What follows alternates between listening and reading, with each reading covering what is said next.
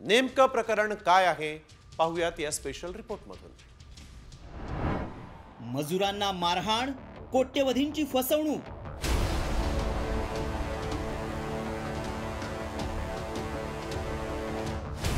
Karad मुंडेंकडून harvester machine घोटाळा। धसांचा आरोप, कराडचा पाय खुला। सरपंच संतोष देशमुख हत्या प्रकरणानं चर्चेत असलेल्या वाल्मिक कराडबाबत दररोज नवनवे खुलासे समोर येत आहेत। वाल्मिक कराडनं ऊस तोडणीच्या हार्वेस्टरसाठी 36 लाखांचं अनुदान मिळवण्याचं आमिष दाखवून तब्बल 141 शेतकऱ्यांकडून प्रत्येकी 9 लाख रुपये याप्रमाणे कोट्यवधी रुपये उकळल्याचा गंभीर आरोप शेतकऱ्यांना केलाय। इतकंच नाही तर कराडनं शेतकऱ्यांना धनंजय मुंडेंची भेट घालून दिल्याचा व्हिडिओ देखील शेअर करण्यात आलाय। पंढरपूरमध्ये फसवणूक झालेल्या 19 हार्वेस्टर मालकांचे जबाब नोंदवण्यात आल्यानं कराडचा पाय आणखीनच खोलात गेलाय।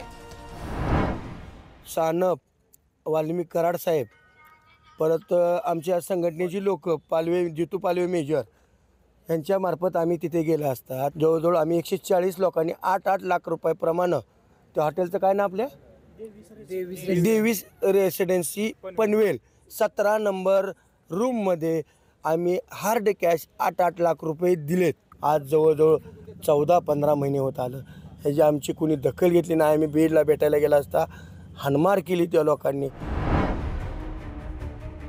141 हार्वेस्टरच्या अनुदानासाठी कराडनं 5141 लोकांकडून कोट्यवधी रुपये उकळल्याचा आरोप करत धसांनी कराडसह मुंडेंवर निशाणा साधलाय। हार्वेस्टर मशीन द्यायचे होते 141। यांनी पैसे जमा केले 2000 5000 41 लोकांकडून 8 लाखांनी, आणि मशीन किती द्यायचे 141, पैसे किती 5141 लोकांकडनं पैसे घेतले। आका आणि आका याच्यामध्ये दोन्हीही सहभागी आहेत, आणि हा करोडो रुपयांचा घोटाळा या ठिकाणी महाराष्ट्राच्या जनतेच्या पुढे आलेला आहे। सरपंच संतोष देशमुख हत्या प्रकरणानंतर वाल्मिक कराड वेगवेगळ्या प्रकरणात अडचणीत आलाय। ही प्रकरणं नेमकी कोणती आहेत पाहूया। सरपंच हत्या प्रकरणाशी संबंधित अवादा कंपनीकडून 2 कोटीच्या खंडणी प्रकरणी सीआयडीनं कोठडी सुनावली आहे। सुरेश धसांनी संपत्तीबाबत खुलासे केल्यानंतर कराड ईडीच्या निशाण्यावर आलाय। हार्वेस्टर अनुदानाचं आमिष दाखवून कोट्यवधींच्या घोटाळ्याचा देखील त्याच्यावर आरोप आहे। वाईन शॉप लायसन्स बाबत दमानियांचे कराडवर गंभीर आरोप आहेत। वाल्मिक कराडचा शस्त्र परवाना रद्द करण्यात आलाय।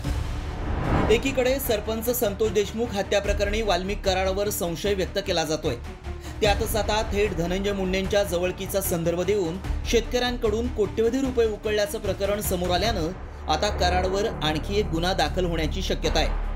त्यामुळे मुख्यमंत्री हार्वेस्टर घोटाळ्याची चौकशी करणार का, आणि कराड दोषी असेल तर त्याला शिक्षा होणार का, याकडे सगळ्यांचं लक्ष लागलंय। ब्युरो रिपोर्ट, साम टीव्ही न्यूज।